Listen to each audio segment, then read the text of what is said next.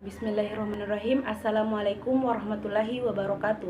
Hari ini saya akan mereview 3 materi kepramukaan, yaitu yang pertama LKBB, yang kedua pioneering, dan yang ketiga sejarah kepramukaan. Sebelum itu saya akan memperkenalkan diri. Perkenalkan, nama saya Nur Akila, kelas M94, kelas PKPD 5, Regu Tulip 1. Selanjutnya, untuk mempersingkat waktu, saya akan menjelaskan materi pertama, yaitu LKBB. LKBB sendiri merupakan singkatan dari latihan keterampilan baris berbaris. LKBB adalah suatu wujud fisik yang diperlukan untuk menanamkan kebiasaan tata cara hidup organisasi masyarakat yang diarahkan kepada terbentuknya perwatakan tertentu. Tujuan dari LKBB sendiri yaitu untuk menumbuhkan sikap jasmani yang tegap, pangkas, rasa disiplin, dan rasa tanggung jawab. Aba-aba. Aba-aba merupakan suatu perintah yang diberikan oleh seorang pemimpin kepada yang dipimpin untuk dilaksanakan pada waktunya secara serentak maupun berturut-turut. Macam-macam aba-aba. Aba-aba memiliki 3 macam. Yang pertama yaitu aba-aba petunjuk, yang kedua yaitu aba-aba peringatan, dan yang ketiga yaitu aba-aba pelaksanaan. Untuk lebih lanjutnya, saya akan menjelaskan dari 3 materi tersebut. Yang pertama adalah aba-aba petunjuk. Aba-aba petunjuk dipergunakan hanya jika untuk menegaskan maksud aba-aba yang diperingatkan. Seperti contohnya kepada pemimpin upacara, hormat, gerak. Yang kedua yaitu untuk amanat istirahat di tempat, gerak. Yang kedua, aba-aba petunjuk. Aba-aba petunjuk adalah inti dari perintah yang cukup jelas untuk dapat dilaksanakan tanpa ragu-ragu.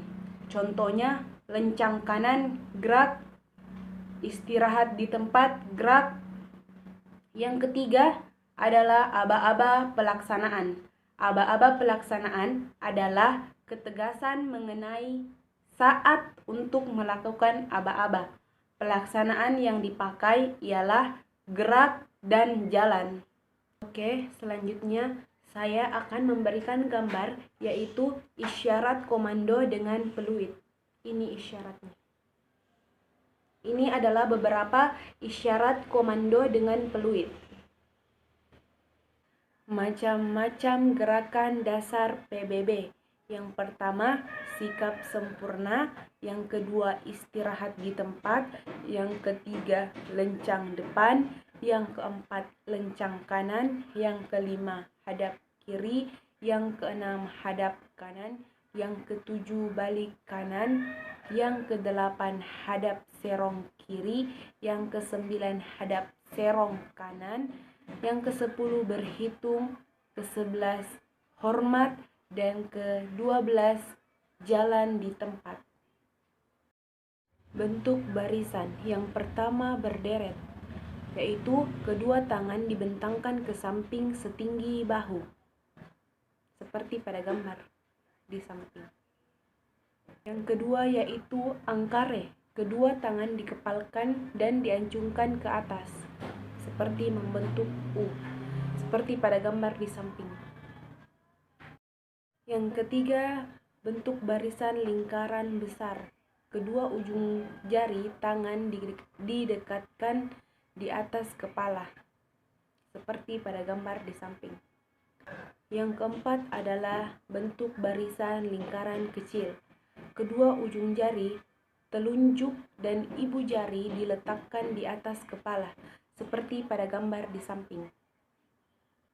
Yang kelima adalah setengah lingkaran, yaitu kedua tangan digerakkan dari kiri ke kanan, dari kanan ke kiri di muka badan, seperti contoh di samping.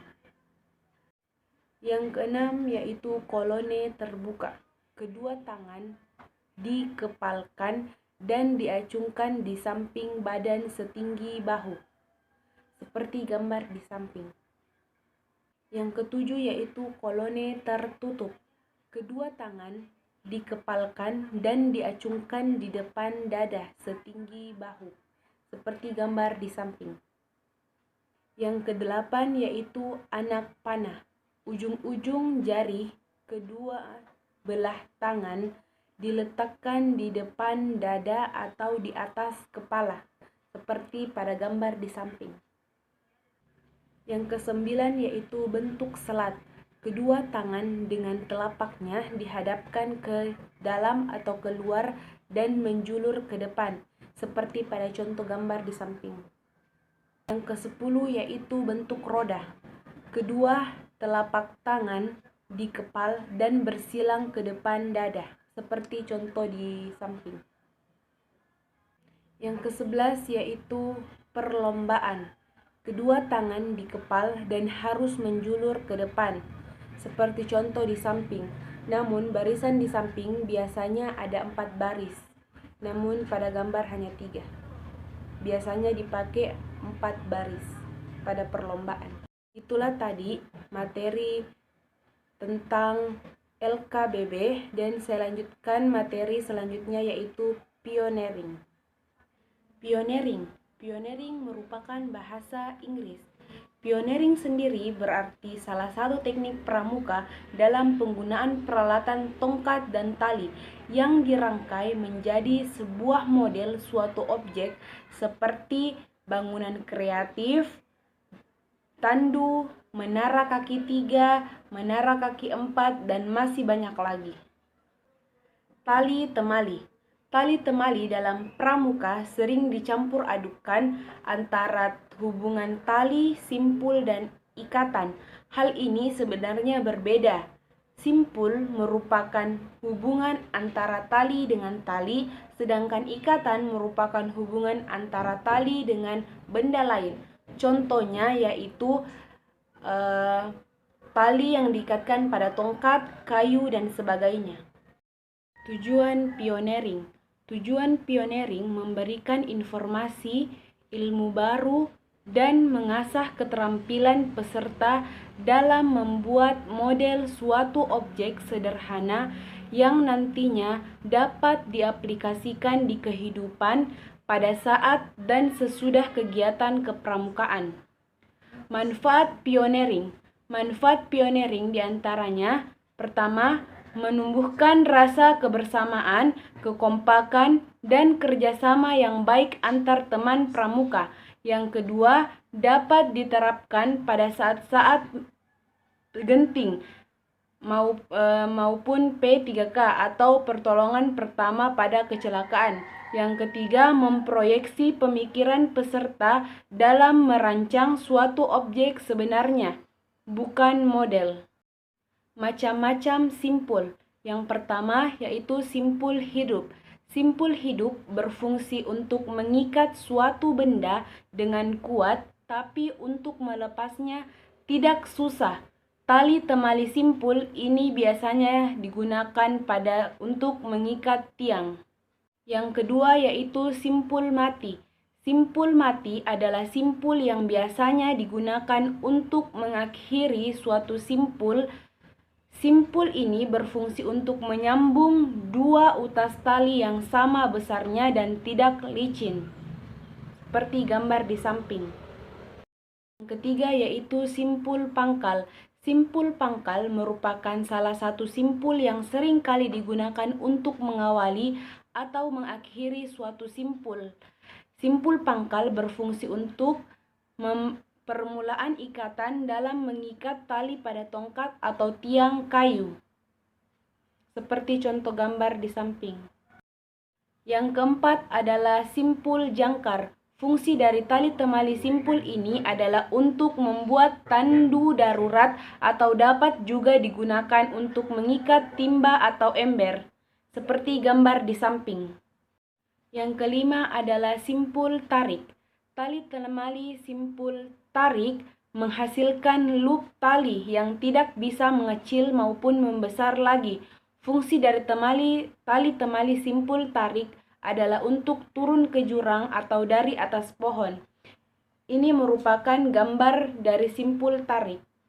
Yang keenam adalah simpul anyam. Simpul anyam berfungsi untuk menyambung dua utas tali yang tidak sama besarnya dan dalam keadaan yang kering. Ini merupakan gambar dari simpul anyam. Yang ketujuh adalah simpul anyam berganda. Simpul anyam berganda berfungsi untuk menyambung dua utas tali yang ukurannya tidak sama besar dan tidak licin. Ini merupakan gambar dari simpul anyam berganda. Yang kedelapan adalah simpul ujung tali. Kegunaan dari simpul ini agar tali pintalan yang ada pada ujung tali tidak mudah lepas. Ini merupakan gambar dari simpul ujung tali. Kesembilan yaitu simpul kembar.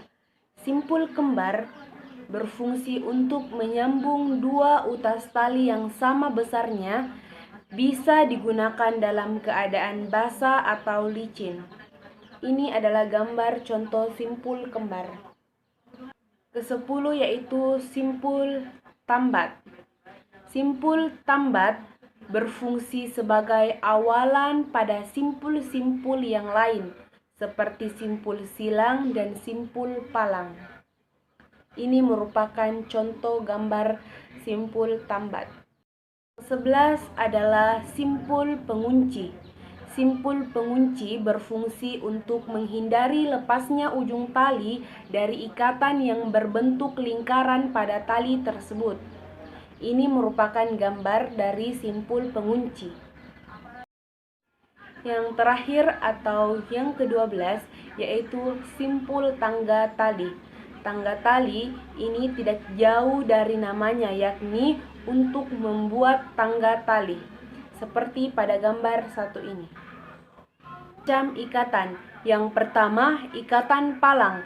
Ikatan palang berfungsi untuk mengencangkan kedua tongkat secara vertikal dan horizontal sehingga kedua tongkat tersebut menjadi satu dan sulit dilepaskan. Ini merupakan contoh dari ikatan palang. Yang kedua yaitu ikatan kaki tiga. Ikatan kaki tiga berfungsi untuk mengikat tiga tiang sekaligus dalam satu ikatan untuk pembuatan kaki tiga jemuran. Ini adalah gambar ikatan kaki tiga. Yang ketiga yaitu ikatan silang. Ikatan silang berfungsi untuk mengikat dua buah tongkat bersilang dan tidak membentuk siku. Ini merupakan contoh gambar dari ikatan silang. Yang keempat adalah ikatan canggah atau sambung tongkat. Berfungsi untuk menyambung tongkat dengan tali secara sejajar. Ikatan canggah umumnya dikenal dengan nama ikatan sambung. Ini merupakan contoh gambar dari ikatan canggah. Itulah tadi materi pioneering. Selanjutnya kita akan melanjutkan ke materi selanjutnya, yaitu sejarah kepramukaan. Sejarah kepramukaan di dunia dan di Indonesia. Yang pertama yaitu sejarah kepramukaan di dunia. Pencetus pertama pramuka di dunia yaitu Robert Stephenson Smith Baden-Powell yang biasa disebut dengan Bapak Pramuka Dunia. Lahir pada tanggal 22 Februari 1857 dengan nama Robert Stephenson Smith. Dari latar belakang keluarga yang suka berpetualang dan pengalaman sebagai anggota militer Inggris, Robert Baden-Powell menjadi pembina ulung bagi para anggota militer baru. Pembinaan demi pembinaan, ulung praktek dan teori ini menjadi cikal bakal berdirinya pramuka. Ia belajar dari karakter ibunya yang selalu mengayomi karena ayahnya meninggal dunia sejak Baden-Powell kecil. Selain itu, jiwa petualang muncul dari saudara-saudaranya yang memberikan pelajaran kepadanya tentang berlayar, berkemah, berenang, cara bertahan hidup di alam, dan berbagai jenis keterampilan yang lain. Awal tahun 1908, Baden-Powell menulis pengalamannya untuk acara latihan kepramukaan yang dirintisnya.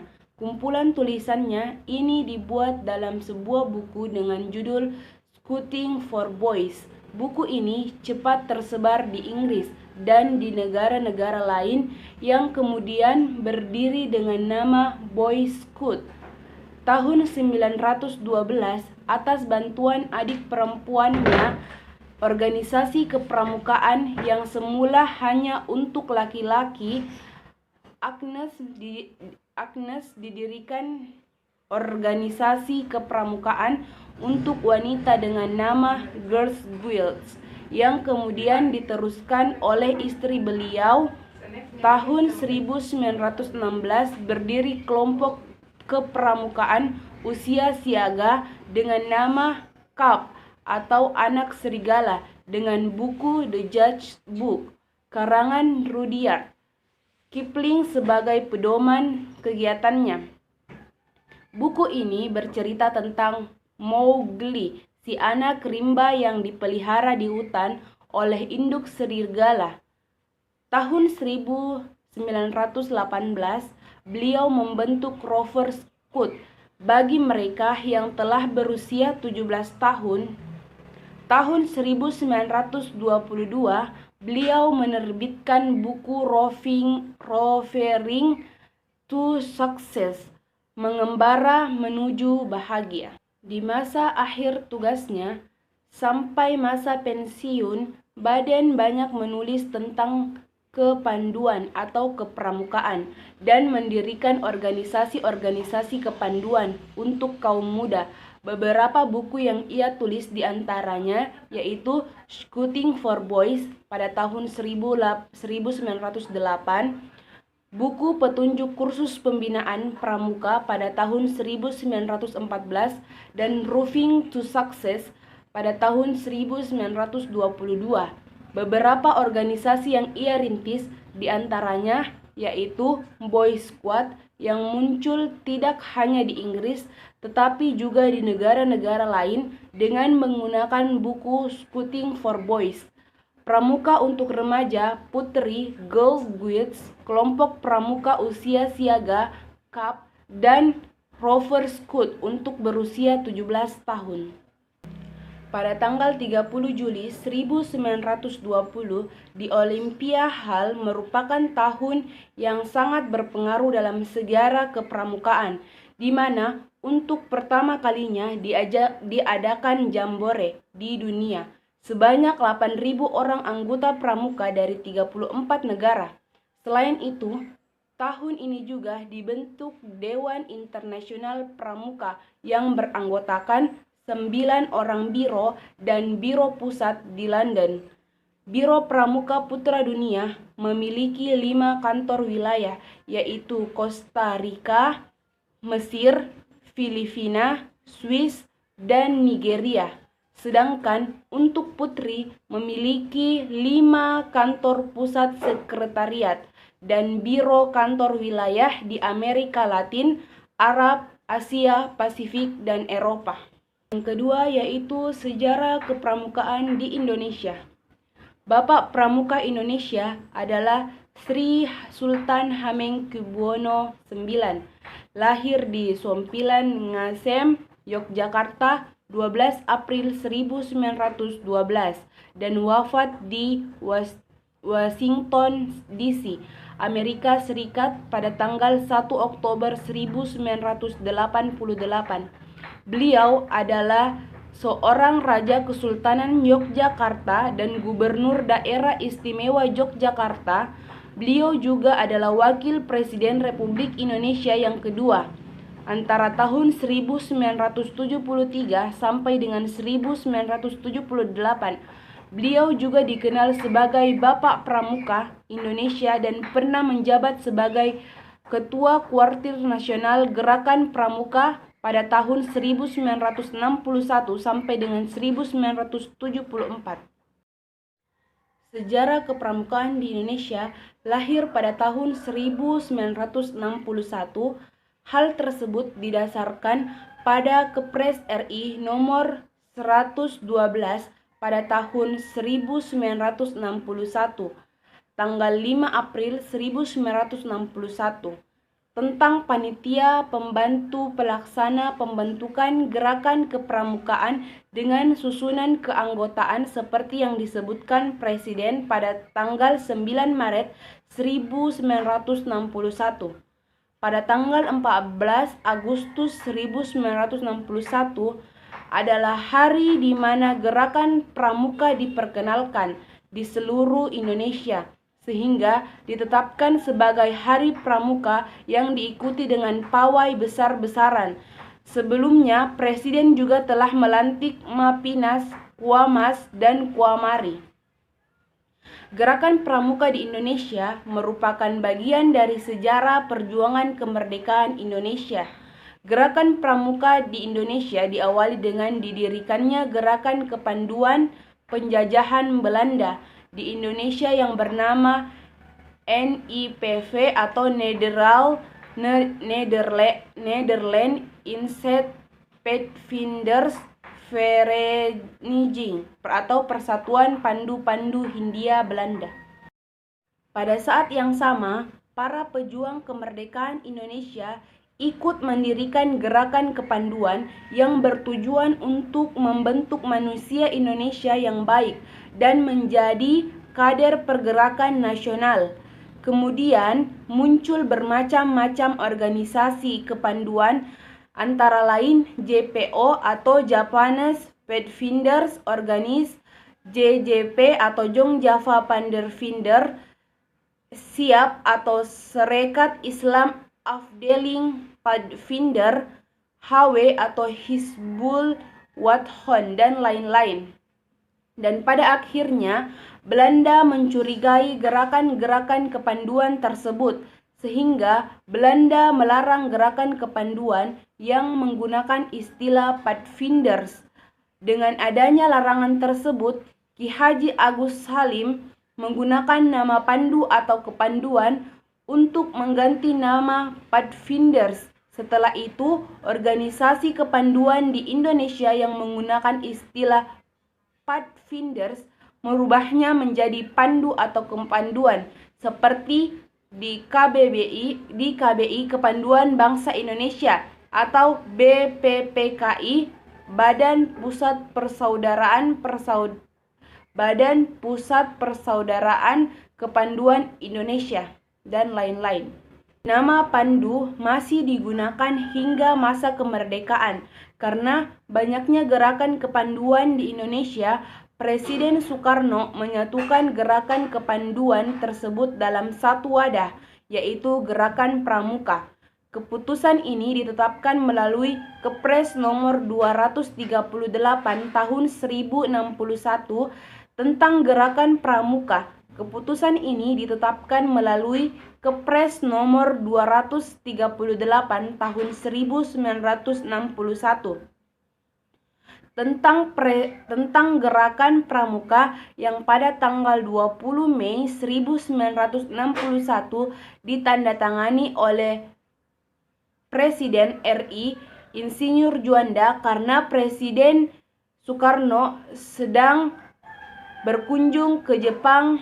Di dalam Kepres ini, Gerakan Pramuka oleh pemerintah ditetapkan sebagai satu-satunya badan di wilayah Indonesia yang diperkenalkan menyelenggarakan pendidikan kepramukaan, sehingga organisasi lain yang menyerupai dan sama sifatnya dengan gerakan kepramukaan dilarang keberadaannya. Badan Pusat Persaudaraan Kepanduan Indonesia yang menaungi begitu banyak organisasi kepanduan membuat All Indonesian Jambore yang dilaksanakan pada tanggal 19 sampai 23 Juli 1941. Pada saat inilah Jambore pertama di Indonesia diadakan. Pada tanggal 20 Mei 1961, Presiden Insinyur Soekarno menerbitkan Keputusan Presiden nomor 238 tahun 1961 yang menetapkan Gerakan Pramuka sebagai satu-satunya organisasi kepanduan yang ditugaskan menyelenggarakan pendidikan kepanduan bagi anak-anak dan pemuda Indonesia. Pada saat itu pula, semua organisasi kepanduan melebur menjadi satu yang disebut dengan Pramuka atau Praja Muda Karana. Itulah tadi materi dari saya. Sekian dan terima kasih. Assalamualaikum warahmatullahi wabarakatuh dan salam Pramuka.